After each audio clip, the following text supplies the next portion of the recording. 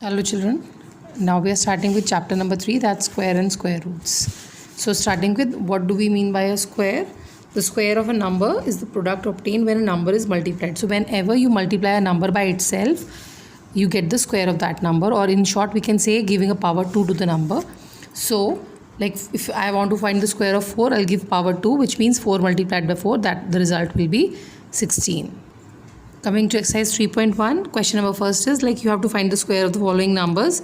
So let's start the questions. If I have to find square of 47, I'll be giving a power 2. 47 into 47, answer is 2209. Now decimal number, the procedure will be same, only giving a power 2 and the number will be multiplied by itself. Whatever you get, first you multiply the number without taking the decimal, then 2 places after the decimal, from back jump 2 digits and put the decimal. If you have a fractional number, change it to improper fraction, then giving it power 2. First fraction multiplied by the second fraction, and like the numerator multiplied by numerator 8649, denominator multiplied by denominator, which is 49. If you feel like changing it to mixed, you can change it, otherwise you can leave it as the answer.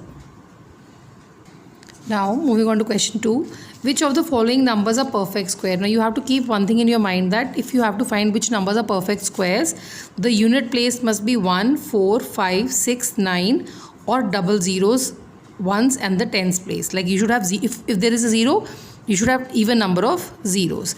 And if in the unit place you have 2, 3, 7 and 8, then those numbers are never a perfect square. For the simple reason, finding out the squares of first 10 digits, we see the unit place, whatever number appears here, they will be on the square list. So in question 2, which are perfect square? So just figuring out, first is having unit place 9, yes, it's a perfect square. Having 8, no. Having 3, no. And having 1, yes. Now which are not the perfect square? Just do the opposite of it. Not ke liye you have to see 2, 3, 7 and 8. Single 0, yes, it's not a perfect square, because if there is a 0, there must be even number of zeros. 9, again 189, it's like 13 into 13 is 169, although this rule doesn't apply here. 13 13s are 169, so this will not be a perfect square. 441, ones place, yes, it's a perfect square. 6, yes, it's a perfect square.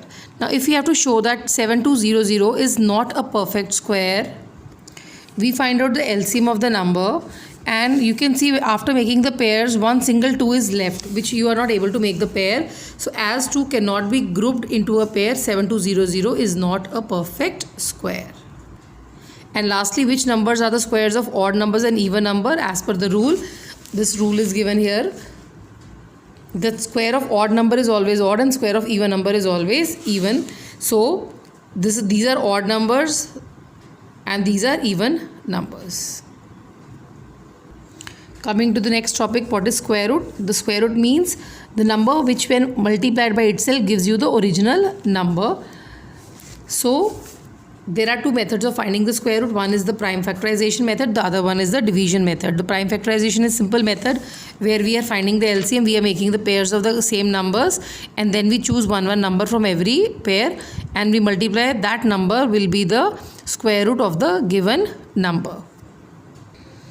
Now we'll be starting 3.2. First question is like, by splitting into prime factors, you have to find the square root of the following numbers. You have to use the prime factorization method. Let's see the questions.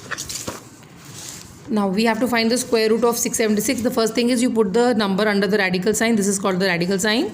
And then find out the LCM. You make the pairs of the numbers.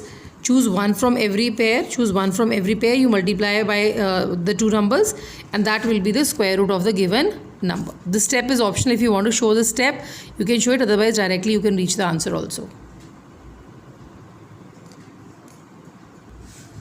Now the next number, if it's a decimal number, prefer removing the decimal, 2 digits, 2 zeros, and numerator find the LCM separately, denominator find the LCM separately, make the pairs. From every pair, choose one number common and write the answer. If the question is given in decimals, prefer giving your answer in decimals, but if you want to give in fraction, that's also correct. Now mixed fraction number, change it to improper. For the numerator, find LCM separately. For the denominator, find separately, combine them, numerator upon denominator, improper fraction, and then convert it to the mixed fraction. Now this question number 2 and 3 is same, so we'll be doing only one part. We have to multiply, we have to find the smallest number by which this should be multiplied, so that whatever you get is a perfect square.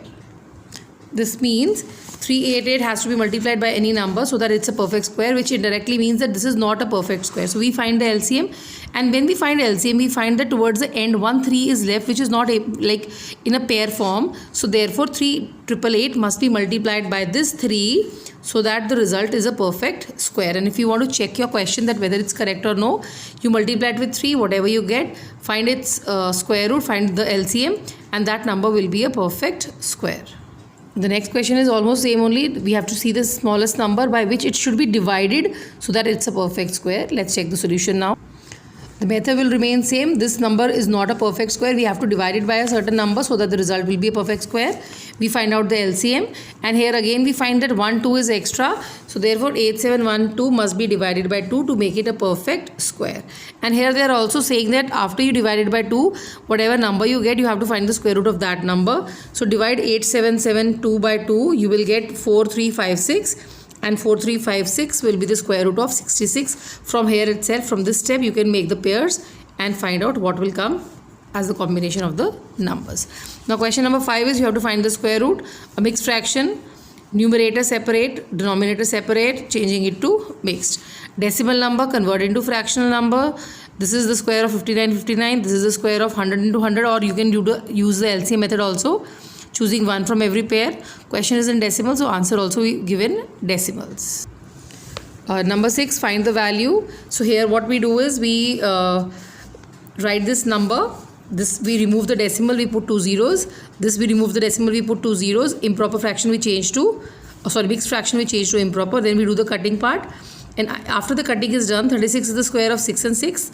You can use the LCM method or direct also you can write. 49 is the square of 7 and 7, and 25 is the square of 5 and 5. Choosing one from every pair and then finally converting your answer in decimals or in a fractional form. For the next question, here in the bracket we have 10 plus 4, 1 by 16. Make it a fraction. This number outside, keep it out only. Remove the decimal and 2 zeros. Find out the LCM, and after finding out LCM and solving it, you get 225 upon 16 multiplied by 289 upon 25 into 100. Then do the cutting part. After the cutting is done, in the numerator you are left with 9, which is 3 into 3, 289, which is 17 into 17, 16, which is 4 into 4, and 100, which is 10 into 10. Choosing one from the pair. And when you are choosing the number from the pair, please do not put the root. 3 into 17 is 51, 4 into 10 is 40, and then changing the answer in a mixed fraction. Now these three are same only, almost same questions. The question number 7 is, a general is wishing to draw 9, 8 to 1 men in the form of a square, and he found that 20 men are over. That means these are extra. You have to find the men in the front row. And number 8 is, in a school function, 968 students were made to sit in a hall in such a way that the number of rows are equal to the number of students. You have to find the number of rows, and 7 students were left out. So both these questions are same. 9th you can do as a homework. So let's see question number 7 and. So first of all, how many men are to be arranged? 9, 8, 2, 1. How many men are over? That's 20. Subtracting it, and basically for forming a square, how many men we require? 9, 8, 0, 1. Find out its LCM. Make the pairs. Choosing one from every pair, you get 3, 3, 11, 99. That means men in the front row is equal to 99. And the next question is, students to be made to sit. That's 968. How many students were left out after the arrangement?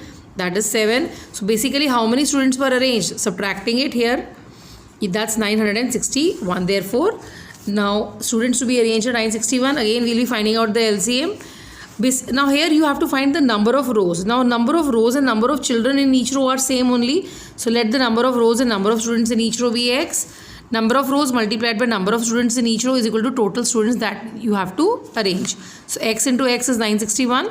X into x gives you x square, which is equal to 961.